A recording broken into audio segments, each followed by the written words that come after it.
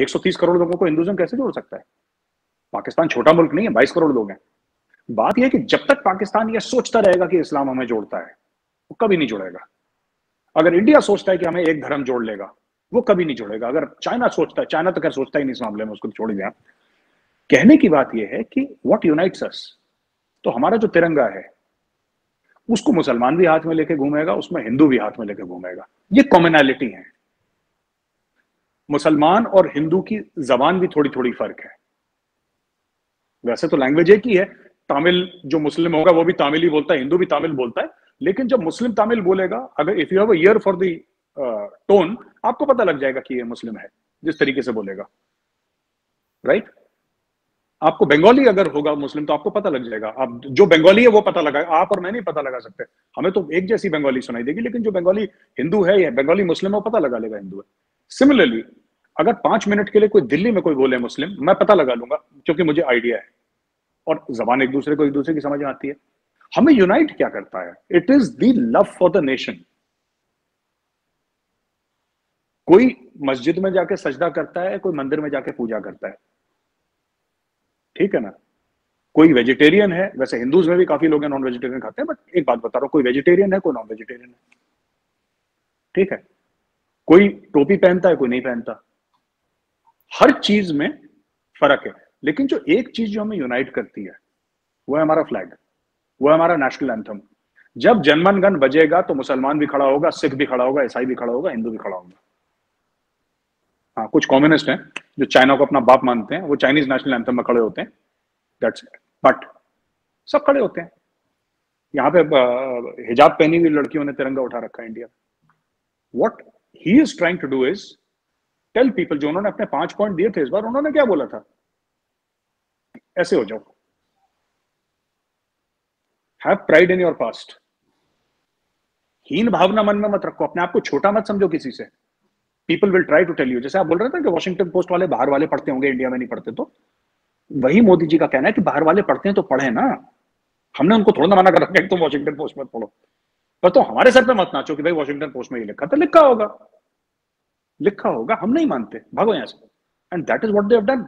उनको जब यूएन को भगाना था वहां पे, और कश्मीर जब भगाना था, सॉरी क्या था वो, एमिटी इंटरनेशनल को जब भगाना था, नहीं वो क्या नाम है, एमनेस्टी इंटरनेशनल को भगाना था, उन्होंने भगा दिया। उन्होंने बोला भागो यहां से। करा नहीं साहब, वो वॉशिंगटन पोस्ट लिखेगा। कल लिखने दो यार, लिख लिख के थक जाएगा, कल दूसरी ब्रेकिंग न्यूज आ जाएगी, वो आ जाएगी फ्रंट पेज पे। कौन याद रखता? भगाओ इनको। पुलिस ने डंडे चंडे चलाए, सब भगा दिया ऐसे। So this new pride in your identity, we are Indians, हम लोग हिंदुस्तानी हैं। आपने पुष्पा फिल्म देखी है ना? नहीं देखी आपने? उसका डायलॉग सुनना, उसमें ऐसे कहता है कि अब झुकेगा नहीं, झुकने का नहीं चीमा साहब, दुनिया कुछ भी बोले। और ये जो इमरान खान साहब ने प्ले करा था ना कि अपने रैली में, वो जयशंकर साहब का, बात यह है कि इंडिया आज से 60 साल पहले, जब इंडिया के पास पैसा नहीं था, लोग भूख से मर रहे थे इस देश में।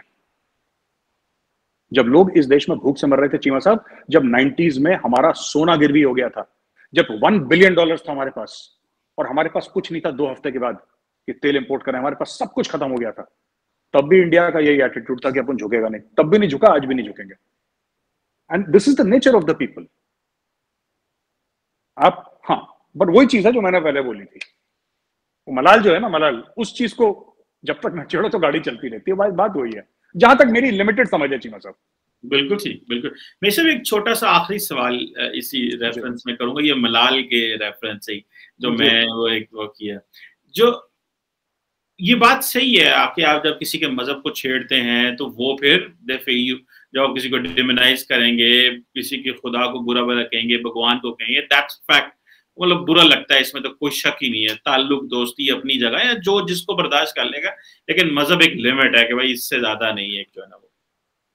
मेरे साहब यही चीज कही जा रही है जो इतनी दुनिया बोल रही है, लिख रही है, और इंडिया के मुसलमान, क्या इंडिया के मुसलमानों के अंदर भी कोई मलाल आ रहा है कि शायद उनसे कोई बदला लिया जा रहा है, या they are not getting a fair deal?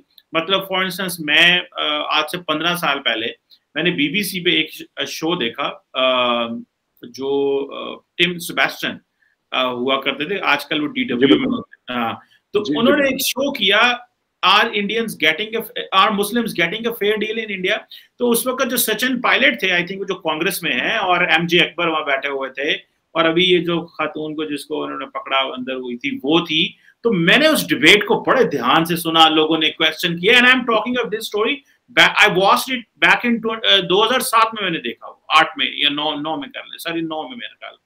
तो मैंने आज से इतने साल पहले कि आप मुस्लिम्स गेटिंग अ फेयर, तो ये जो क्वेश्चन है कि वो जो मलाल वाली बात है, आप समझ रहे हैं क्या ये कहीं मुसलमानों में आ रही है कि वो जो मलाल इनको हुआ था, जो इन्होंने फील किया, आज ये हमें ये फील कराना चाहते हैं?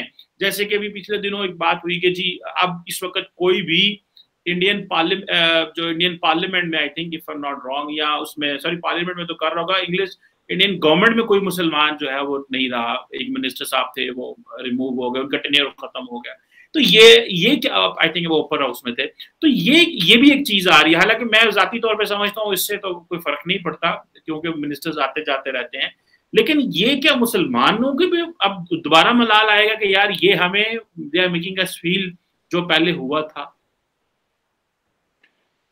मुझे लगता नहीं है ये बात सच है चीमा साहब। मुझे लगता है कि इसमें देखिए, are Muslims getting a fair deal in India? I would like to ask you, are Hindus getting a fair deal in India?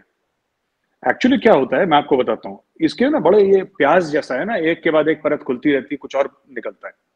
बात ये मुझे लगता है कि जो मुस्लिम लीडर्स हैं उन्होंने एक विक्टिमहुड का नैरेटिव बना रखा है। कुछ भी होता है, कुछ भी होता है भारत में, कश्मीर में हो, कन्याकुमारी में हो, तमिलनाडु में, राजस्थान में, दिल्ली में, पंजाब में, ओवैसी साहब को एक बयान दागना ही दागना है। अब आप ये चेक करें कि जो पार्टी है नीतीश कुमार जी की, जो कि मुख्यमंत्री हैं बिहार के, is the minister, chief minister of Bihar, उनकी मेरे हिसाब से 14 या 16 कुछ ऐसी सीटें हैं। मैं I don't know, we can check, हो सकता है मैं गलत बता रहा हूं आपको, बट उनकी 2 फिगर्स में सीट है लोकसभा में उनकी पार्टी की। आपने नीतीश कुमार जी का कोई बयान सुना? इस भाई की 1-1.5 है, ये ऐसे उछलता रहता पॉपकॉर्न, हर रोज कुछ ना कुछ, ये हो गया, मुसलमानों को ये कर दिया, ये कर दिया। अच्छा, आप एक बात, इसका भाई कहता है कि 15 मिनट के लिए पुलिस हटा दो, फिर हम हिंदुओं को दिखाते हैं। अब आप एक बात बताइए चीमा साहब, मैं आपसे पूछता हूं, ये डरा हुआ मुसलमान है ये? इनको देखिए, बात है ना, ये गेम है और हमें गेम समझना पड़ेगा। इनको पता है कि कोई इनका नहीं बिगाड़ सकता कुछ, क्योंकि इनको फ्रीडम ऑफ स्पीच है अंडर द इंडियन कॉन्स्टिट्यूशन। तो under the freedom of speech ये लोग दागते रहते हैं गोलियां बीच बीच में से। तो देखिए, बात यह है कि मुस्लिम्स को, मैं आखिरी में सिर्फ एक बात करूंगा कि मुझे लगता है कि मुस्लिम्स मस्ट, और कर भी रहे हैं, ऐसी बात नहीं है, there are highly highly qualified Muslims and all that. आप हमारी किसी भी फील्ड में आप देख लीजिए ना, बिजनेस की और ये सब की ना, हर जगह आपको मुस्लिम्स दिखेंगे, ऐसी बात नहीं कि नहीं दिखेंगे आपको। Right from the film industry to the cricket team to business to armed forces, तो एवरी, हमारे आर्मी में, नेवी में, एयरफोर्स में जनरल्स लेवल है, lieutenant general, major general, brigadier, भरे पड़े हैं मुसलमान, राइट। जबकि जो सबसे सेंसिटिव इदारा है इंडिया का, आपके इसरो में है मुस्लिम्स, वो sending part of the team which is sending rockets to space. तो ये कहना कि नहीं, वो उनको ये दिखाया जा रहा है कि space and sending rockets to Pakistan नहीं, वो उसमें भी आपको मिल जाएगा कोई ना कोई वहां पे। तो बात ये चीमा साहब कि मुझे ऐसा लगता है कि देखिए, परेशानी तो है, मैं आपको ये नहीं कहूंगा कि परेशानी नहीं है। अगर मैं आपको ये बोल दूंगा कि चीजें परफेक्ट है चीमा साहब, तो I would be telling a lie. But ये ना बहुत बड़ा चढ़ा के बोला जाता है, बहुत बड़ा चढ़ा के बोला जाता है हर चीज को, और पॉलिटिकल रंग दिया जाता है कि इससे ओवैसी साहब इस चक्कर में है कि कोई मछली हुक मुंह में दबा ले और यार मेरी कुछ सीटें निकल जाएं। सबका गेम वही है। आज तक ओवैसी साहब ने प्राइम मिनिस्टर को यह नहीं बोला कि मैं चाहता हूं कि यहां पे मुस्लिम एजुकेशन के बारे में आप क्या कर रहे हैं, नहीं बोलेंगे ये, क्योंकि जिस दिन मुसलमान भारत में ऑलरेडी पढ़ा लिखा है, ऐसी बात नहीं है, जिस दिन आम मुसलमान एक लेवल पे पहुंच गया तो ओवैसी साहब से पूछेगा, बोलेगा जी साढ़ा हक कहते रख, then you have no answer. तो जब तक कोई पढ़ा लिखा नहीं होगा ना, तब तक आप उसको घुमा सकते हैं कि इस्लाम खतरे में। ये हर दूसरे दिन तो इस्लाम खतरे में आ जाता है इंडिया में। ये जो मुस्लिम लीडर्स हैं, पता नहीं किस चीज के लिए आ जाता है खतरे में। आप बताइए, मोदी जी ने बदल दिया क्या कॉन्स्टिट्यूशन? नहीं बदला ना। 8 साल होने को आ रहे हैं इनको, 2024 में 8 साल हो जाएंगे। बदला? नहीं बदला। 2 साल देख लीजिएगा, नहीं बदलेंगे। उसके बाद 2024 में मोदी जी फिर जीत रहे हैं, मैं आपको आज बता रहा हूं, फिर नहीं बदलेंगे। It's not going to happen. But डराने में अच्छा है कि मैं मुसलमानों को डरा, देखो यार कॉन्स्टिट्यूशन चेंज होने वाला है। अब सीए था, आई जस्ट टेक 1 मिनट पहुंची मैं सर, कांग्रेस पार्टी ने क्या बोला? CA was meant for foreigners. CA का हिंदुस्तानी मुसलमान या हिंदुस्तानी हिंदू से कोई लेना देना नहीं। जो सीए था that was supposed to be for Pakistan, Bangladesh and Afghanistan. उसका इंडियन से कोई मतलब नहीं। सारे मुसलमानों को निकाल देंगे भारत से, देख लेना। मैं बता रहा हूं, बस मोदी आ गया, मोदी का पहला काम होगा, देखना यही काम करेगा। अच्छा, कुछ नहीं हुआ और चुप बैठे हैं, फिर कोई दूसरा नया शगुफा छोड़ेंगे। तो ये इंडिया में चलता रहता है, इसको ज्यादा सीरियसली ना लें आप। बिल्कुल ठीक है। Thank you very much Mahesh sahab for helping us to understand prime minister Modi और उनकी जो पॉलिटिक्स है।